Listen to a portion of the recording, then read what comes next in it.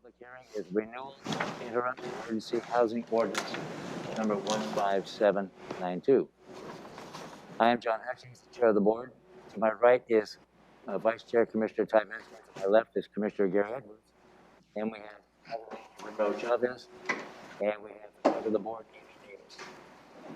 The purpose of this public hearing is to accept and consider testimony on the proposed renewal of Thurston County Ordinance 15792, adopted June 25th, 2019, and previously renewed on June 9th, 2020. This is a hybrid public hearing. Those wishing to testify have joined by Zoom, emailed comment, or mailed comment. If you wish to testify, please visit the Thurston County homepage and select Announcements of Public Hearings on the left-hand side. The information to join this public hearing remotely has been posted. If you do not wish to testify but would like to listen and follow along, please watch the live stream through the Thurston County YouTube channel. Let's manage attendance. Staff Leah Davis will provide information on this topic. Assuming those on the Zoom wish to testify, your name will be given an opportunity to speak. On the sign-up sheet that are here in the boardroom, those folks that would like to testify, you each will have 3 minutes with which to provide public testimony, and your time cannot be donated to another person. When you're called on, please introduce yourself and where you live in the county. The clerk of the board will maintain the time in the boardroom here, and you'll be notified when your time has expired. This public hearing is now open. Lee Davis will now present background information of the proposal, written comment, and any additional information requested by the board. Thank you, Leah. Good afternoon, Commissioners. Leah Davis, Associate Planner with Community Planning. This public hearing is to accept and consider public testimony on a proposed renewal of the Interim Emergency Housing Ordinance or an amended version of the Interim Emergency Housing Ordinance. The adoption of either option would apply to the rural county and the urban growth areas of Lacey, Tumwater, and Olympia. In other words, all county jurisdiction. There have been no homeless encampments approved under this ordinance to date. First, a brief history of this interim ordinance. On June 14th, 2018, through Resolution H22018, the Board of Health declared homelessness a countywide public health crisis. Partly in response to that resolution, the Interim Emergency Housing Ordinance number 15792 was passed by the board on June 25th, 2019. Subsequently, on June 9th, 2020, the board renewed this interim ordinance under Ordinance 15902. This interim ordinance will expire on December 9th, 2020, unless the board takes action to renew it. The options before the board today are to renew the ordinance without changes, renew the ordinance with an amendment for an additional waiver for RVs, or let the ordinance expire. 2 action options are included if the board wishes to renew the ordinance after this public hearing. The ordinance must be renewed prior to December 9th, 2020, or it will expire. Under the Growth Management Act, renewal of interim ordinances is effective for 6 months, meaning if the interim ordinance is renewed by the board, it will expire June 9th, 2021, if not renewed again at that time. Option 1 includes no changes be made to the interim standards at this time. The standards are the same as set forth in the original interim ordinance number 15792 and the previous renewal under Ordinance 15902. As previously adopted, the interim ordinance does the following. In order to facilitate effective and timely service in response to the public health crisis, it offers waivers to some code requirements for homeless encampments. Under the interim ordinance, and only with the emergency resolution by the board, the director of CPED may waive certain requirements for homeless encampments. A waiver by the director is allowed for a 6-month period, but can be extended beyond 6 months if the board holds a public hearing and finds that a public health emergency continues to exist. Here is an example of the requirements that can be waived. Requirements for size, maximum number of residents, parking standards, distance from a bus stop, right-of-way limitations, visual separation from other uses, keeping a log of residence, requiring verifiable ID, having a security tent, allowing visitors, maintaining a numbering system, and requiring liability insurance. The director does not have the option to waive the requirement for sanitary portable toilets, standards requiring structures to conform to building codes, fire safety requirements, requirement of the host to provide a code of conduct, requirement of encampment residents to sign an agreement to abide by the code of conduct, requirement of the sponsoring agency to self-police and self-management, and the director cannot waive the prohibition of alcohol, drugs, fighting, abuse, littering, or disruption of neighbors. Because of ongoing discussion between Thurston County Public Health and Social Services and the City of Olympia for locating a homeless RV park, staff reviewed the applicable codes to see if there might be any conflicts to the establishment of an RV park versus a tent encampment. There were two items that came up. Thurston County Code 20.35.080, 11C and D read, at minimum, the homeless encampment shall conform to the following fire requirements. No heating appliances except electric heaters within the individual camping units or temporary structures are allowed, and no cooking appliances other than microwave appliances are allowed within the individual camping units or temporary structures. The proposed amendment, option 2 for your consideration, would read as follows, quote, Thurston County Code 2035.080, 11C and D may also be waived for recreational vehicle individual camping units only, allowing recreational vehicles to utilize the integrated heating and cooking systems common to recreational vehicles if there is no additional risk to health and safety. The sections of code that apply to the UGA is identical with the exception of the numbering. If the board chooses, an amended version of the Interim Emergency Housing Ordinance with the RV waiver could be adopted. The renewal or amended version of the ordinance do not do the following. They do not outright eliminate any requirements. They merely offer the director the option to waive specific requirements. And they do not establish a camp in the rural county or urban growth areas. A legal notice of this hearing was published in the Olympia November 10th, 2020. The community planning webpage was updated with public hearing information November 10th, 2020, and a press release was issued November 20th. As of 2 o'clock today, there have been no comments submitted to staff about this renewal. This concludes my remarks. Thank you, Leah. Before we get discussion, we'll go ahead and open up for public comment. Your microphone. Says it is. Oh, it is. So open the public comment. I have one person that has signed up. Request you wear a mask or face shield the whole time. And then folks online, if you're ready to testify, or if you're not, get ready, because you'll be called next. What I have is John Pettit. Introduce yourself, please, and where you live. My name is John Pettit. I live at 9725 Rich Road Southeast in East Olympia. So we've had a emergency homeless ordinance now for a period of time. And with all this time that's gone by, not one time have you actually had implementation or use of it. That might indicate that the ordinance itself doesn't match up with the needs or the boundaries that can actually help people. You can have an ordinance and you can say, gee, I approve an ordinance, but like so many different processes, the more regulation you have, the more difficult it is. And when you're loading it upon the private individual or trying to get a group that's going to have to monitor the behavior of another group and be responsible, it's almost impossible to make it happen.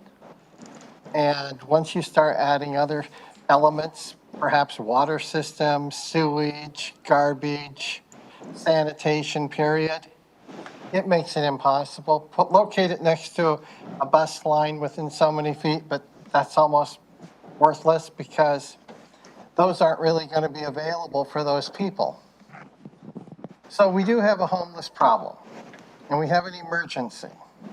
Now, I mean, you'd think that the answer is everybody just get some old crappy motor home and go park in a neighborhood somewhere across the street from someone, and then they have to figure it out because there isn't any laws to help make people conform necessarily to other standards. We have an example of what a homeless community will do right down here on the lake, Capitol Lake.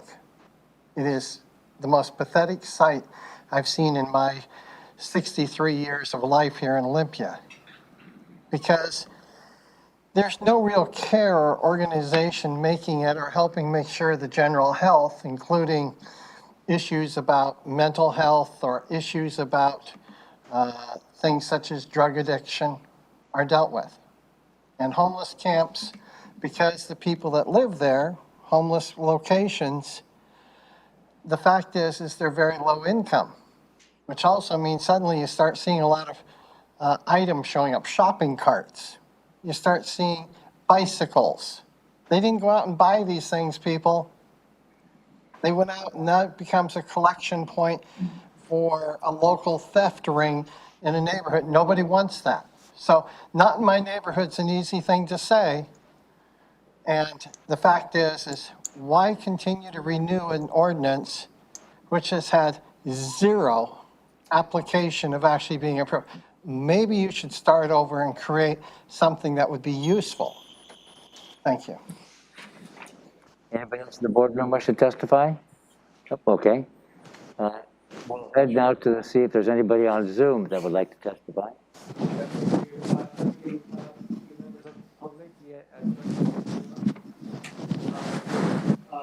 Member of the public that I have in my screen is Ms. Julia Hicks. If you'd like to testify, please unmute yourself. You introduce yourself, where you live in the county, you have minutes.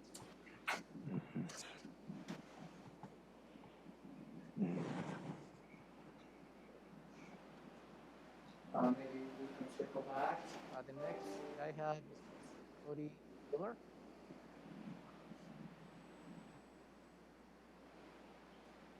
If you wish to testify, please unmute yourself. 2 minutes.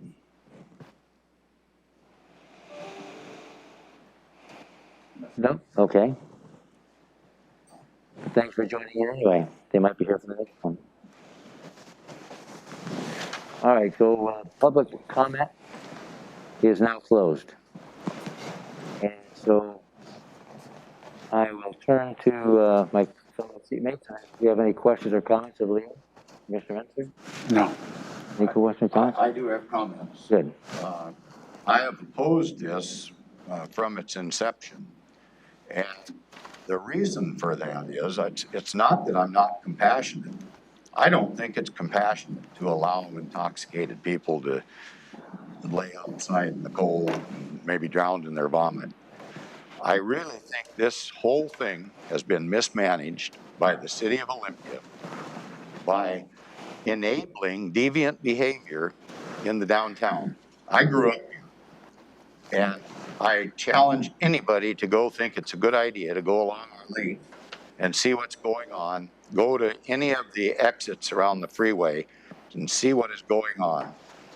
And so I cannot support something that has no teeth in it, I guess, because we need treatment for mental health and we need treatment for addiction issues. And this has to be accomplished in some forced fashion. Strictly volunteer is never going to happen. So we need to have a hammer over these folks.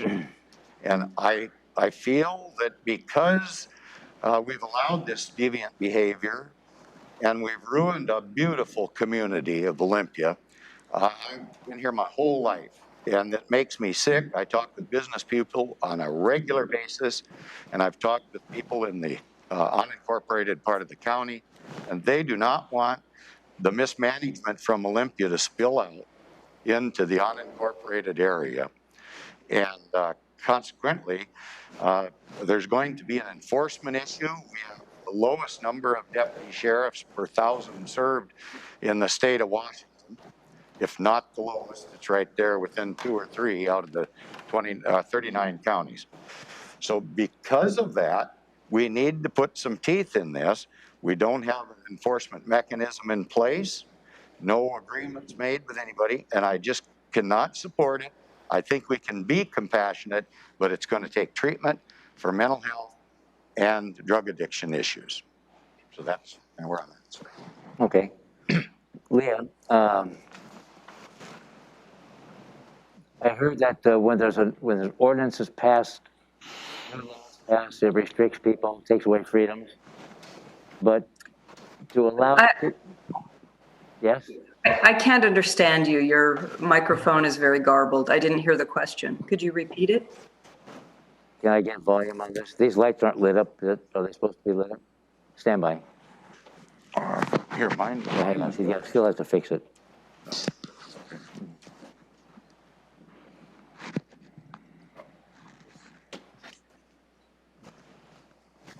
Take the whole thing.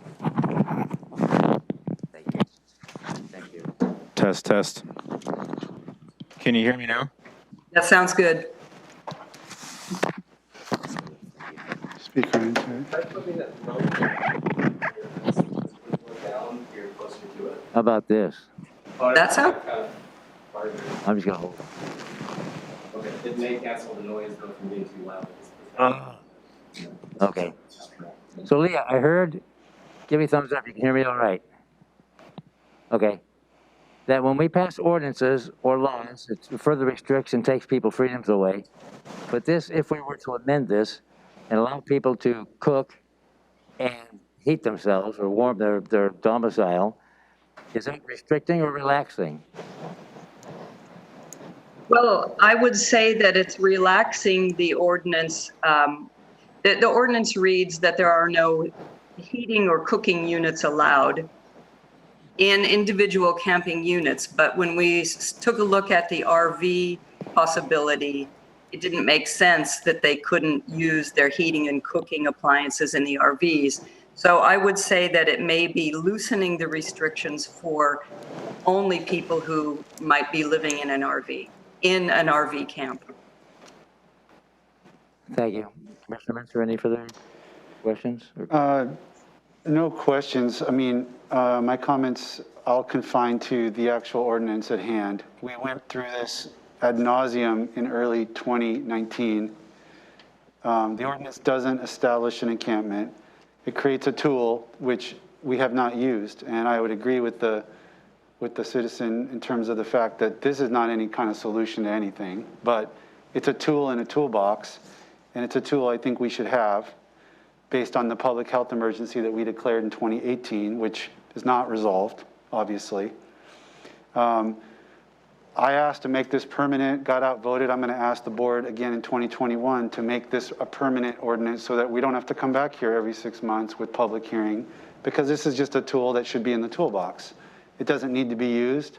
It doesn't establish by itself anything.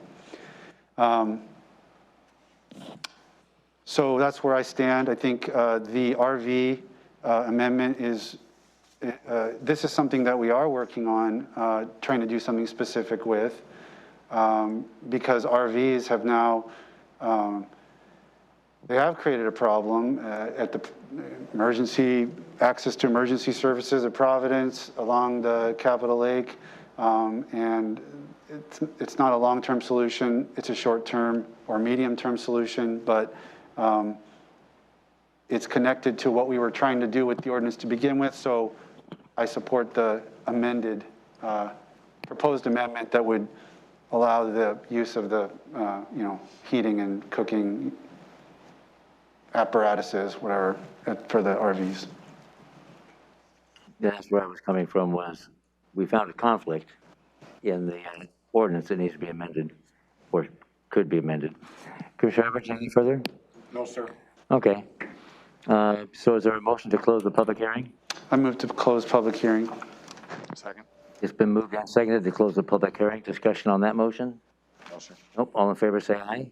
Aye. Aye. Aye. The public hearing is closed. And now, before we decide what we're going to do, if anything, I'm going to turn the chair or the floor back over to Ramiro Chavez, County Manager. Yeah, Commissioners, staff has presented to you the option number 1, which is the similar ordinance, just renewing it the way you have in the past.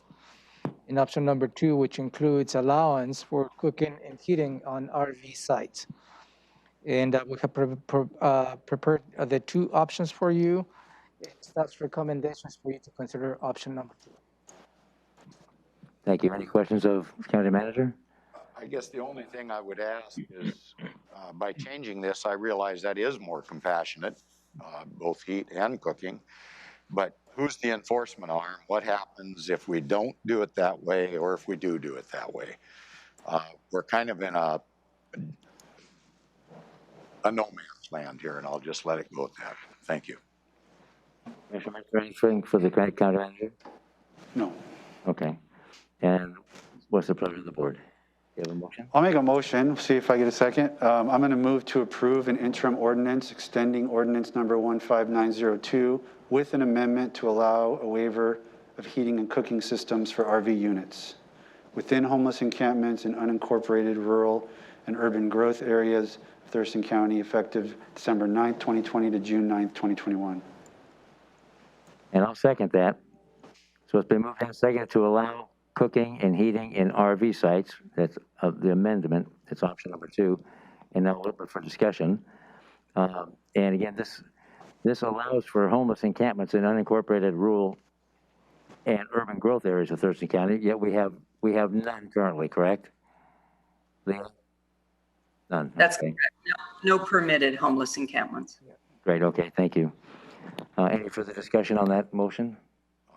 I guess I'd just like to follow up that we have specialty courts in our community, veterans, mental health, drug court, but we need to put something in place to deal with the individuals that can benefit from help.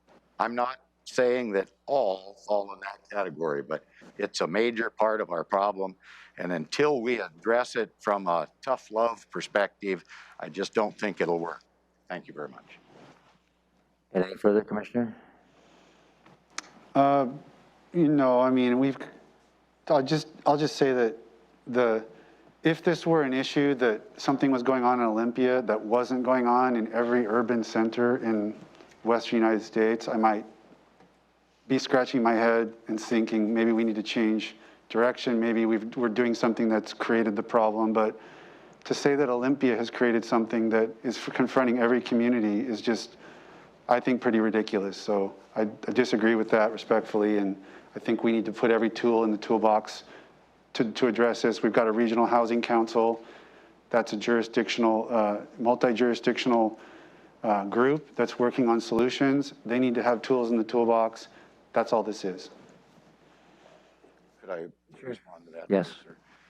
I guess I would just say that is true. It's going on all around the country.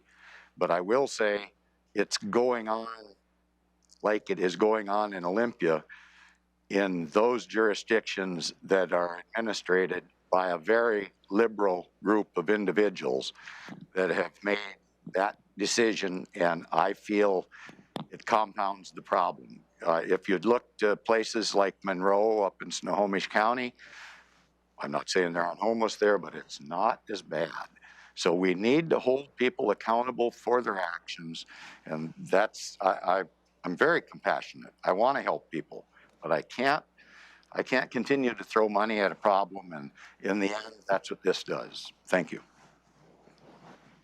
And I'll conclude with, we've had this ordinance, that's why it's a temporary ordinance, for some time. It's not being utilized, but we found a way, should it ever need to be utilized, to be compassionate, allow people to cook so they can eat and heat their home and or their kids, whomever. So that is compassionate. And so this has been moved and seconded. All in favor of allowing the amendment to allow cooking and heating in the RV sites, say aye. Aye. Aye. Opposed? Are we voting on the ordinance or the amendment to the ordinance? We're voting on the action. the amendment. Commissioner Mesa read it. It's the extending the ordinance with the amendment. No, I am opposed to that. Okay. And that motion carries 2-1. Is there anything else the board has for the good of the order on this? Not on this topic, sir. All right. No, sir. Then this meeting, this public hearing is adjourned. And we're going to move on to the next one after we close this down. Thank you. Thank you.